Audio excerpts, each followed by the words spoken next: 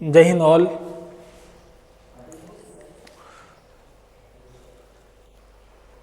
आप सभी का फिर से स्वागत है the science park online platform पर। लास्ट लेक्चर में हम लोगों ने कुछ इम्पोर्टेंट चैप्टर फर्स्ट के कुछ इम्पोर्टेंट पॉइंट्स को कवर किया था। उसी को आगे बढ़ाते हुए मैं कुछ और कंटेंट आपके लिए लेके आया हूँ। चैप्टर फर्स्ट, यूनिट फर्स्ट का चैप्टर फर्स्ट हम लोग पढ़ रहे थे, विद्युत आवेश तथा क्षेत्र। उसमें कुछ कंटेंट आज जो इसमें हम लोग 12th फिजिक्स में कंटेंट कवर करने वाले हैं वो है बेटा विद्युत बल रेखाएं क्या होती है और उनकी विशेषताएं क्या होती है। विद्युत बल रेखाएं क्या होती है और उनकी विशेषताओं के बारे में हम लोग पढ़ेंगे। दूसरा है विद्युत फ्लक्स किसे कहते हैं, इलेक्ट्रिक फ्लक्स किसे कहते हैं और उनकी प्रकार कितने होते हैं, कैसे विद्युत फ्लक्स होता है। गॉस का प्रमेय एक इम्पोर्टेंट टॉपिक हम लोग इसमें पढ़ने वाले हैं। गॉस की प्रमेय क्या है, उसकी उत्पत्ति और उसके अनुप्रयोग, और कुछ जो पूरा चैप्टर हम लोगों ने पढ़ा उसके कुछ की पॉइंट्स मीन्स वस्तुनिष्ठ प्रश्न मैंने यहाँ पर कुछ लिए हुए हैं। कंटेंट बहुत इंपॉर्टेंट है, इसमें ध्यान रखिएगा। तो सबसे पहले हम लोग डिस्कस करते हैं विद्युत बल रेखाएं किसे कहते हैं, विद्युत बल रेखाएं क्या होती है और कैसे इनकी प्रॉपर्टी होती है। विद्युत बल रेखाएं जिसे हम लोग बोलते हैं electric field lines. Electric field lines सीधी सी बात है, अगर बात इलेक्ट्रिक फील्ड की हो रही है तो इलेक्ट्रिक फील्ड मतलब आवेश, आवेश के कारण जो रेखाएं प्रोड्यूस होती है, बनती है, उसी को विद्युत बल रेखाएं कहा जाता है। तो विद्युत बल रेखाओं की बात करें तो अगर हम लोग बात करें तो एक धनावेशित कण है, एक ऋणावेशित कण है। जब इनके बीच में विद्युत बल रेखाएं बनाई जाती है तो विद्युत बल रेखाएं हमेशा धन आवेश से ऋण आवेश की ओर काल्पनिक पृष्ठ के रूप में गमन करती है, उसी को हम लोग विद्युत बल रेखाएं कहते हैं। इस तरीके से ये करती है गमन, तो उसे हम लोग विद्युत बल रेखाएं कहते हैं। काल्पनिक पृष्ठ एक फ्लक्स जनरेट हो जाता है। विद्युत बल रेखाएं काल्पनिक पृष्ठ होती है, मतलब इसे रियल लाइफ में नहीं देखा जा सकता, जो विद्युत क्षेत्र की दिशा को दर्शाती है। क्या होती है विद्युत क्षेत्र की दिशा, यह हमेशा धनावेश से ऋण आवेश की ओर होती है। एक थ्योरी टाइप क्वेश्चन है। विशेषताएं क्या है, ये एक काल्पनिक पृष्ठ होती है, जैसे मैंने आपको अभी बताया कि काल्पनिक पृष्ठ होती है, इमेजिनरी कर्व होती है। ये विद्युत क्षेत्र की दिशा का बोध कराती है। दूसरा ये खुला वक्र बनाती है। खुला वक्र यहाँ पर आपको दिख रहा होगा, एक खुला वक्र है। क्योंकि हम लोग जब मैग्नेट में हम लोग चुंबकीय बल रेखाएं बनाते हैं तो ये मैग्नेट जो बार मैग्नेट होता है, दंड चुंबक जो होता है, वो बंद वक्र का निर्माण करता है। इस तरीके से बंद वक्र बनाता है, इसलिए यहाँ पर जो वक्र बोला है वो खुला वक्र ये बनाती है, ये बताया हुआ है। नेक्स्ट है कि यह हमेशा धनावेश से ऋणावेश की ओर गमन करती है। यह आपस में एक दूसरे को कभी भी प्रतिच्छेद नहीं करती, क्योंकि आपको दिख रहा है कि यह हमेशा समांतर होती है, यह प्रतिच्छेद नहीं करती है। तो अगर ये प्रतिच्छेद नहीं करती है तो दो बल रेखाएं, या हम लोग बोले कि विद्युत बल रेखाएं एक दूसरे के समांतर होती है। अगर समांतर होगी तो कुछ भी कोण निर्मित नहीं होगा, मतलब कितने डिग्री का कोण बनाती है, 0 डिग्री का कोण बनाती है। और विद्युत बल रेखाएं किसी धात्विक सतह पर लंब होती थी। यहाँ हम बोले कि जब भी कोई विद्युत बल रेखाएं किसी धात्विक सतह पर इंटरसेक्ट करती है, प्रतिच्छेद करती है, धात्विक सतह में प्रवेश करती है, तो 90 डिग्री में से लंबवत प्रवेश करती है। तो हम बोल सकते हैं कि किसी धात्विक सतह तथा विद्युत बल रेखा के बीच का कोण कितना होता है, तो वो होता है 90 डिग्री होता है। ये बात यहाँ पर हम लोग बता सकते हैं। नेक्स्ट है विद्युत फ्लक्स किसे कहते हैं। विद्युत बल रेखाओं से ही विद्युत फ्लक्स का निर्माण होता है। क्वेश्चन को समझें आप लोग। किसी विद्युत क्षेत्र में रखे बंद पृष्ठ से गुजरने वाली, मैंने बनाया किसी विद्युत क्षेत्र में, मान लो कि एक बंद पृष्ठ है। बंद पृष्ठ कौन सा है, किसी विद्युत क्षेत्र में कोई बंद पृष्ठ हम लोगों ने बना लिया, मान लो एक सर्कल बंद पृष्ठ है।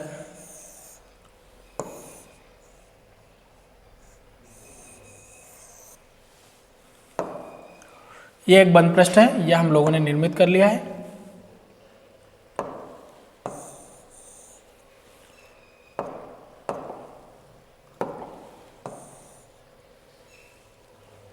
किसी विद्युत क्षेत्र में रखे एक बंद पृष्ठ से गुजरने वाली, ये एक बंद पृष्ठ हम लोगों ने मान लिया कि वृत्त है, सर्कल है, इससे गुजरने वाली जितनी भी इससे लंबवत अभिलंबवत जितनी भी बल रेखाएं गुजरती है, उनका सभी का सम कि कितनी गुजरी, उनका सम ही क्या कहलाता है, उनका सम ही कहलाता है विद्युत फ्लक्स। इसे अक्षर फाई ई से दर्शाते हैं, फाई को फ्लक्स से रिप्रेजेंट करते हैं, और ई चूंकि इलेक्ट्रिक फील्ड की बात कर रहे हैं इसलिए यहाँ पर ई वर्ड यूज किया है। तो विद्युत फ्लक्स फाई ई से दर्शाते हैं। और इस विद्युत फ्लक्स का जो फॉर्मूला होता है वो क्या होता है, तो सर विद्युत फ्लक्स का जो फॉर्मूला होता है फाई ई बराबर, हम लोग जो फाई ई निर्मित करते हैं वो फाई ई बराबर क्या होता है, तो विद्युत फ्लक्स फाई ई बराबर होता है विद्युत क्षेत्र की बात करें तो विद्युत फ्लक्स फाई ई बराबर फॉर्मूला इसका बनता है फाई ई बराबर double integration sign of E dot D S, मतलब जिस विद्युत क्षेत्र में रखा हुआ है और जो एरिया जो सरफेस है, जो सतह है, उसका कितना एरिया है उनका गुणनफल। डबल इंटीग्रेशन साइन जो यहाँ पर लिया हुआ है ये क्षेत्रफल के लिए लिया गया है, ये क्षेत्रफल को दर्शाता है डबल इंटीग्रेशन साइन। ठीक है, तो फाई ई बराबर मैं इसे लिखना चाहूँ तो फाई ई बराबर हो जाएगा E double integration sign of D S, मतलब यहाँ पर दो विमा की बात हो रही है, क्षेत्रफल में दो विमा की बात होती है, इसलिए डबल इंटीग्रेशन साइन यहाँ पर शो होता है। ऐसा ही मात्रक की बात करें तो ऐसा ही मात्रक क्या होगा, ई जो है वो विद्युत क्षेत्र की तीव्रता है, तो ये हो जाएगा Newton upon coulomb. Into area की बात हो रही है तो एरिया का मात्रक होता है मीटर का वर्ग, तो न्यूटन अपॉन कूलम इनटू क्या हो जाएगा बेटा मीटर स्क्वायर। विमीय सूत्र की बात करें तो विमीय सूत्र भी हम लोग यहाँ से इसका बना सकते हैं, चूंकि बल का विमीय सूत्र होता है m1 L1 T-2, मीटर का होता है L की पावर 2, मीटर स्क्वायर लिखा है मतलब L की पावर 2, और कूलम जो है वो आवेश का है, इसलिए हम लोग आवेश बराबर होता है धारा गुणा समय, तो 80 हो जाएगा। तो इसे हम लोग सॉल्व करेंगे तो क्या हो जाएगा, m1 L1 है और L2 है तो L की पावर कितनी हो जाएगी 3 हो जाएगी, और T की पावर माइनस, ये पावर प्लस का है ऊपर जाएगा तो माइनस, तो T की पावर -3 और A की पावर हो जाएगा -1 हो जाएगा। इस तरीके से हमें विद्युत फ्लक्स का विमीय सूत्र मिलेगा m1 L3 T-3 A-1। Short में इसलिए मैंने आपको बता दिया क्योंकि 11th में आप लोग पूरा चैप्टर इसके बारे में पढ़ के आए हैं। नेक्स्ट होता है विद्युत फ्लक्स कितने प्रकार के होते हैं, तो विद्युत फ्लक्स 2 प्रकार के होते हैं। ऑब्जेक्टिव पर्पज से थोड़ा सा थ्योरी इंपॉर्टेंट है, धनात्मक विद्युत फ्लक्स और ऋणात्मक विद्युत फ्लक्स, जिसमें गुजरने वाली बल रेखाओं की संख्या या दिशा जो है वो अंदर की ओर हो तो वो धनात्मक विद्युत फ्लक्स होता है। जैसे फॉर एग्जाम्पल अगर ये बात करें एक फ्लक्स है तो इसमें अंदर की ओर अगर दिशा दर्शाते हैं तो ये धनात्मक विद्युत फ्लक्स, और जिसमें बाहर की ओर दिशा होती है उसे हम लोग क्या बोलते हैं, ऋणात्मक विद्युत फ्लक्स कहते हैं। नेक्स्ट, गॉस की प्रमेय, वेरी इंपॉर्टेंट क्वेश्चन। गॉस की प्रमेय का कथन लिखकर उसकी उत्पत्ति को समझाइए। गॉस की प्रमेय क्या होती है उसकी उत्पत्ति को हमें समझाना है। कथन मैंने राइट कर रखा है। गॉस की प्रमेय के अनुसार किसी विद्युत क्षेत्र में स्थित किसी भी आकार के, मान लिया मैंने कि कोई एक बंद आकार का पृष्ठ है, ये मैंने कंसिडर कर लिया, ये एक बंद आकार का पृष्ठ है, ये हम लोग कंसिडर कर लेते हैं।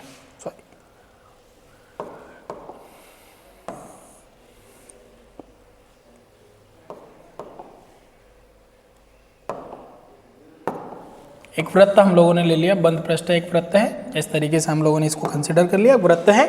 तो एक बंद पृष्ठ से अभिलंबवत गुजरने वाली बल रेखाओं की संख्या, अभी मैंने दर्शा दिया कि किसी बंद पृष्ठ से गुजरने वाली अभिलंबवत बल रेखाओं की संख्या को क्या कहते हैं, फ्लक्स कहते हैं, विद्युत फ्लक्स कहते हैं। उस पृष्ठ के अंदर उपस्थित आवेश के क्या होता है, F1/ε0 गुना होता है। तो ये फाई ई बराबर कथन में मुझे मिला, फाई ई बराबर 1/ε0 इंटू उस पर उपस्थित आवेश की कितने गुना होता है, 1/ε0 गुना होता है। यहाँ ε0 क्या है, तो ये से मैं पहले भी बता चुका हूँ, माध्यम की विद्युतशीलता जिसका मान 8.85 गुना 10⁻11 coulomb square upon newton into metre square होता है। ये पहले भी हम लोग चैप्टर में स्टार्ट करते समय पढ़ चुके हैं। ठीक है, तो इससे अभिलंबवत गुजरने वाली बल रेखाओं की संख्या, मतलब किसकी बात हो रही है, मतलब बात हो रही है फ्लक्स की बात हो रही है। उस पर उपस्थित आवेश के कितने गुना होती है, 1/ε0 गुना होती है, ये इसका कथन होता है। इसी की हमें उत्पत्ति करना है, इसी को हमें समझाना है। तो गॉस की प्रमेय की उत्पत्ति के लिए माना एक गोला, मैंने एक स्फीयर ले लिया, गोला ले लिया,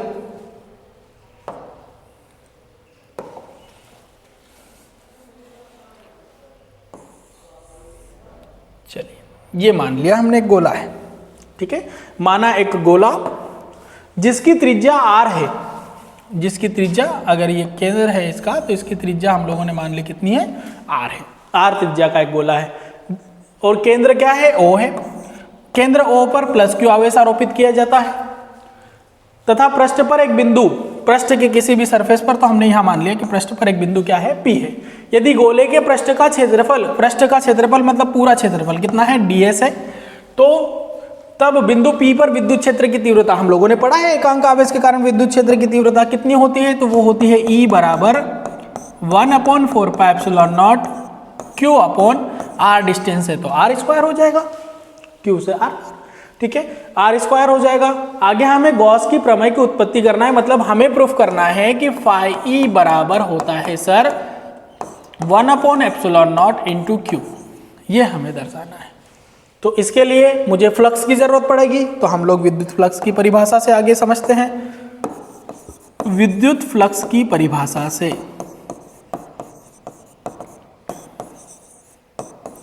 अभी मैंने आपको बताया विद्युत फ्लक्स की जो परिभाषा होती है वो क्या होती है। विद्युत फ्लक्स की परिभाषा होती है फाई ई बराबर, अगर गणितीय रूप की बात करूं तो E double integration sign of D S. D S जो होता है इसका क्षेत्रफल होता है। अगर हम बात करें गोले की तो यहाँ जो डी एस है वो किसके लिए है, गोले के लिए है। डी एस हम लोगों ने किसके लिए लिया है, गोले की, चूंकि integration sign of D S मतलब गोले का क्षेत्रफल।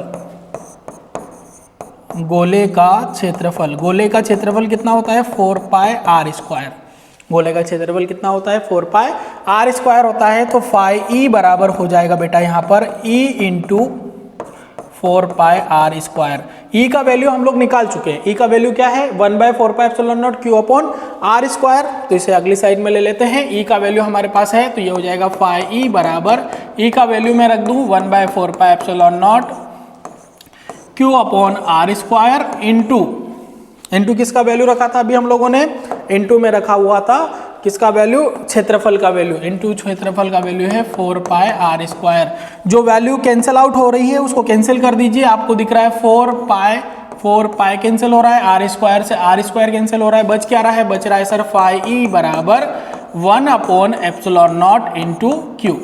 यही गॉस की प्रमेय का गणितीय रूप है और इसे ही हमें सिद्ध करना था। ठीक है स्टूडेंट्स, नेक्स्ट गॉस की प्रमेय के कुछ अनुप्रयोग, मतलब गॉस की प्रमेय की सहायता से हम कूलाम का नियम भी ज्ञात कर सकते हैं और कूलाम के नियम के साथ साथ उसकी विद्युत क्षेत्र की तीव्रता, किसी बिंदु आवेश के कारण विद्युत क्षेत्र की तीव्रता भी ज्ञात कर सकते हैं। तो पहला अनुप्रयोग आपकी स्क्रीन पर है। गॉस की प्रमेय की सहायता से कूलाम के व्युत्क्रम वर्ग नियम, आपको पता है कूलाम का व्युत्क्रम वर्ग नियम क्या है, जिसका गणितीय रूप की मैं अगर बात करूं तो कूलाम के व्युत्क्रम वर्ग का नियम बोलता है F बराबर K Q1 Q2 upon R square. के जो है 1/4 पाई एप्सिलॉन नॉट को दर्शाता है, उसका नियम का सत्यापन करना है। इसके लिए क्या किया, तो यहाँ वापस से हम लोग जब भी बात करेंगे तो गोले के लिए ही हम लोग करेंगे डिस्कस। तो मान लिया मैंने कि एक गोला है, ठीक है, गोला एक कंसिडर कर लिया हम लोगों ने।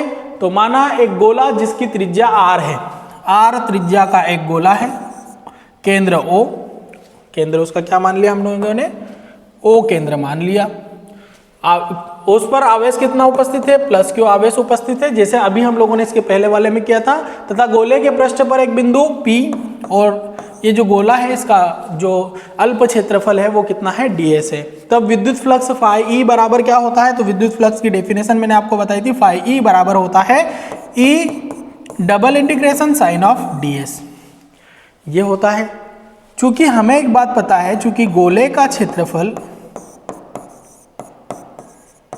अभी जो दिया था हम लोगों ने double integration sign of ds बराबर होता है 4 पाई आर स्क्वायर। तो यहां से फाई ई बराबर आपको मिल जाएगा बेटा e into 4 pi R square. दे देंगे इसको समीकरण नंबर 1। हमें किसकी सहायता से निकालना है, गॉस की प्रमेय की सहायता से। तो गॉस की प्रमेय का स्टेटमेंट क्या बोलता है, गॉस की प्रमेय से, गॉस की प्रमेय क्या बोलती है, फाई ई बराबर होता है बेटा 1/ε0 इंटू क्या होता है सर, क्यू होता है। ठीक है, इसकी प्रमेय से, गॉस की प्रमेय से ये होता है। ठीक है, तो समीकरण 1 जो हम लोगों ने लिया था उसमें गॉस की प्रमेय, एक समीकरण है फाई ई बराबर इतना है, फाई ई बराबर ये भी है हमारे पास, 2 समीकरण आपको मिल गए। तो फाई ई दोनों के एलएचएस में है, तो दोनों समीकरणों की हम लोग क्या कर लेंगे, तुलना कर लेंगे। दोनों समीकरणों की तुलना करने पर जब कंपैरिजन करेंगे तो दोनों के चूंकि एलएचएस अगर आपस में इक्वल है तो आरएचएस भी क्या होंगे, इक्वल होंगे। दोनों समीकरणों की तुलना करेंगे तो दोनों समीकरणों की तुलना करने पर उधर था e into 4 pi R square पहले समीकरण का आरएचएस, और इसका आरएचएस है 1/ε0 इंटू क्या मिल जाएगा हमें, क्यू। यहां से e की वैल्यू निकालेंगे तो e बराबर हो जाएगा, थोड़ा सा इसको अरेंज करूं मैं, तो ये हो जाएगा 4 पाई ε0 इंटू हो जाएगा क्यू बाय आर स्क्वायर, जो कि किसी एकांक आवेश के कारण विद्युत क्षेत्र की तीव्रता को दर्शाता है। ठीक है, ये तीव्रता का व्यंजक अगले क्वेश्चन में हम लोग जो पढ़ेंगे वो यहाँ तक आपको सॉल्व करना है, लेकिन हमें तो यहाँ बल बताना है। तो हमें पता है, हम जानते हैं कि एकांक आवेश पर लगने वाला बल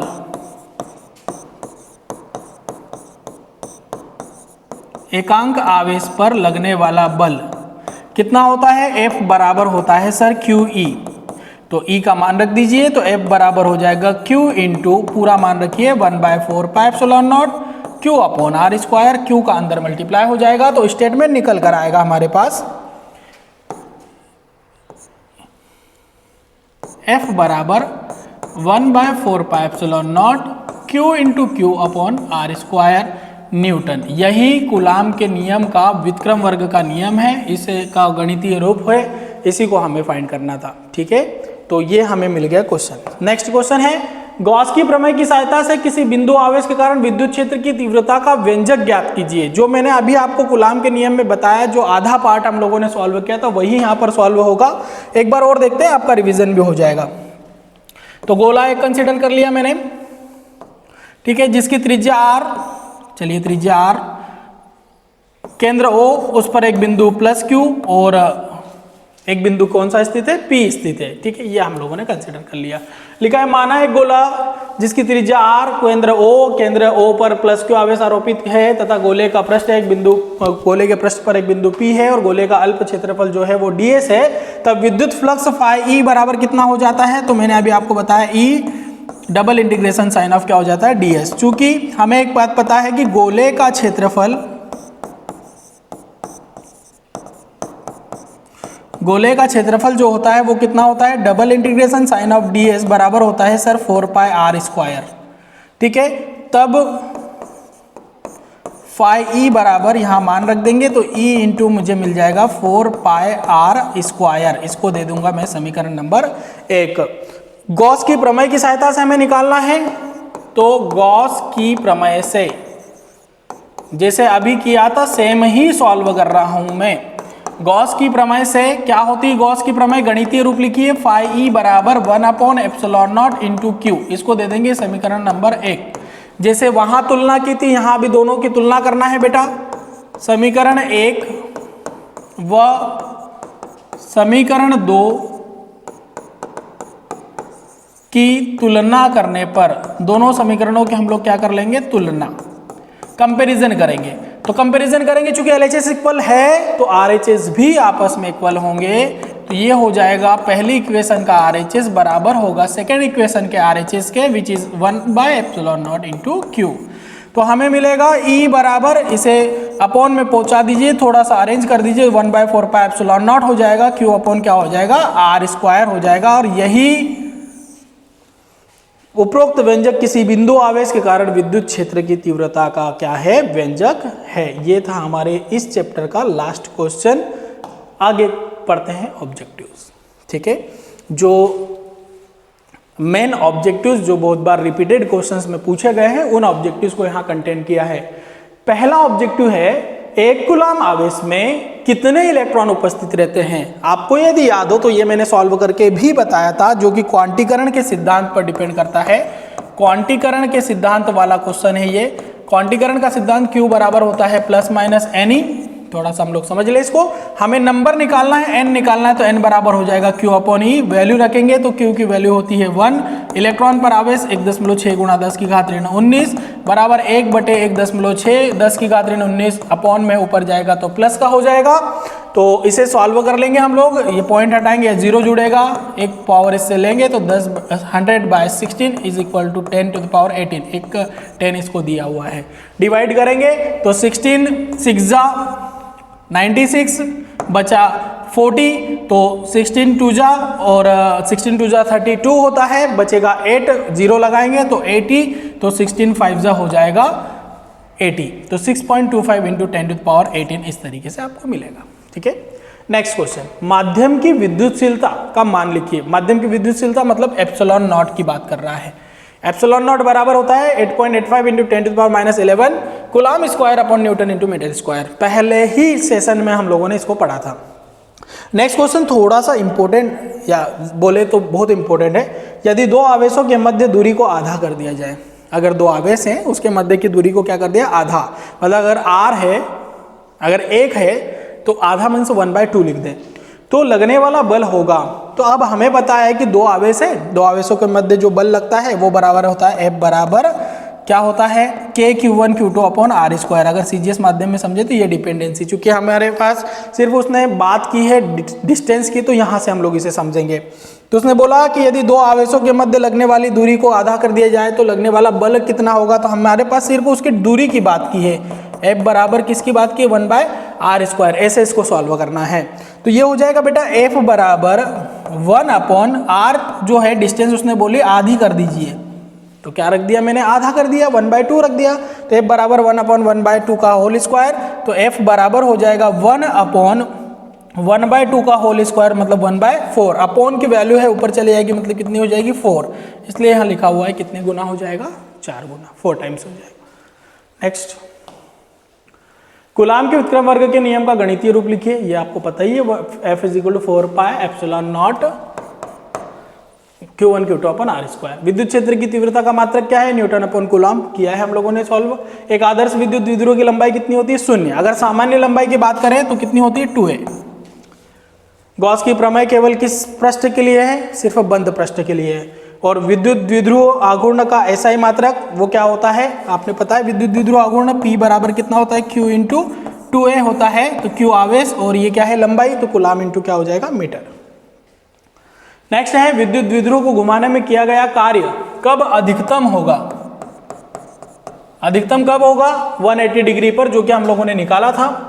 धातुओं के लिए परावैद्युतांक का मान, ये जो परावैद्युतांक वर्ड यूज हुआ है इसका मतलब K, ठीक है, परमिटिविटी ऑफ द मीडियम, उसका कितना होता है, अनंत होता है। और वायु या निर्वात में K का मान, वायु या निर्वात में यहाँ एक चीज थोड़ा सा ऐड कीजिएगा, वायु या निर्वात में परावैद्युतांक मीन्स K का मान जो होता है वो होता है 1। नेक्स्ट है, द्विध्रुव के लिए बल आघूर्ण का मान होता है, लास्ट लेक्चर में ही हम लोगों ने डिस्कस किया था, टाउ = होता है PE sin थीटा। P यहाँ पर विद्युत द्विध्रुव आघूर्ण, E विद्युत क्षेत्र की तीव्रता और sin थीटा हार्मोनिक फंक्शन है। अक्षीय स्थिति में विद्युत क्षेत्र की तीव्रता निरक्षीय स्थिति में विद्युत क्षेत्र की तीव्रता से क्या होती है, दुगुनी होती है। ये भी हम लोगों ने लास्ट लेक्चर में डिस्कस किया था, जहां अक्षीय निरक्षीय डिस्कस किया था वहां पर। और लास्ट है, विद्युत द्विध्रुव की स्थितिज ऊर्जा का व्यंजक लिखिए। ये हम लोगों ने प्रूफ किया है, सॉल्व किया है, U = -PE cos थीटा। ठीक है, ये सारे क्वेश्चंस हम लोगों ने वहीं से लिए हैं।